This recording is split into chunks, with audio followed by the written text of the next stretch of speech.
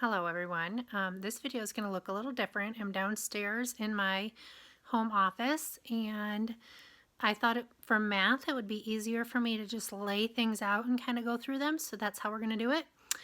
I am here to talk to you today about the second week of Number Sense, Building Number Sense, Master Math Unit 1, and I might do the next units differently and just talk about each section, but usually my units last about 2 weeks, and I've already done a video, which I will link in the description, to the first week of Building Number Sense, Unit 1. But this is the second week. This is a week we assess, so I'm going to kind of just take you through some of the things that I didn't talk about last time. So I'm going to flip the camera and show you.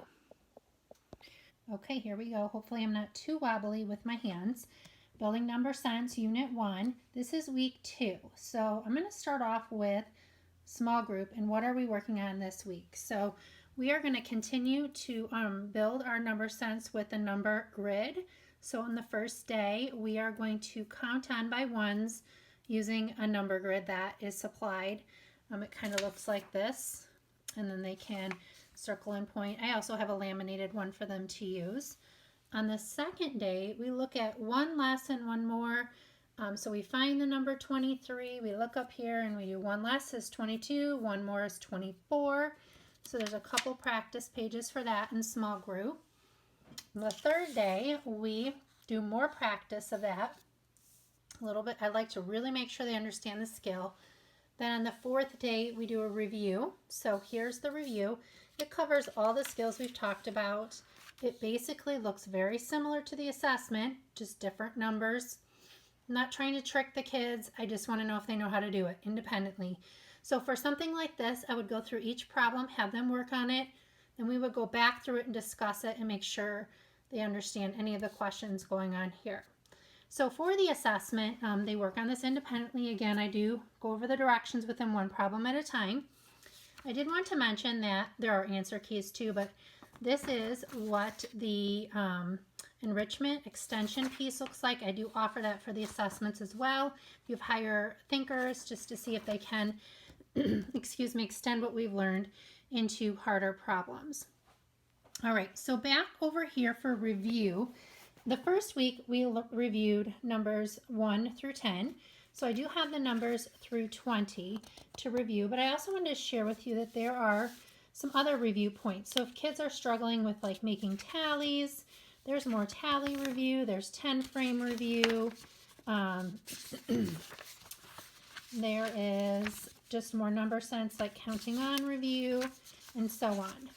But there's also, we start scrolling, and I forgot to go grab my scroll, but basically this is probably one of the best things you can do with your kids. I ask for an empty paper towel roll. It's basically a blank number grid. You tape it, you can see right here, you tape the paper to the scroll and they just start writing their numbers.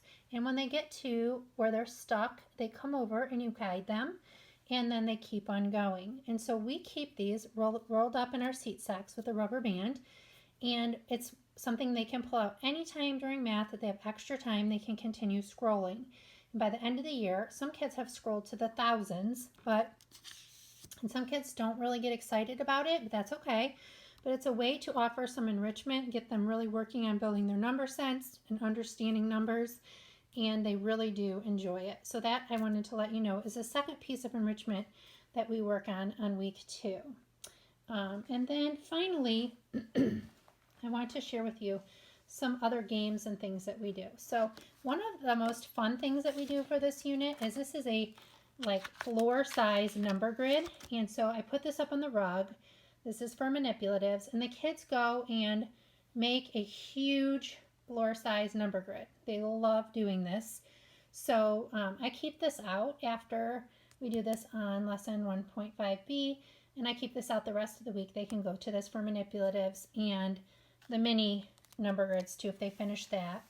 We also review all the games I discussed previously, but there's one more game they haven't learned yet. It's called Spin and Move. So I give them a little paper clip.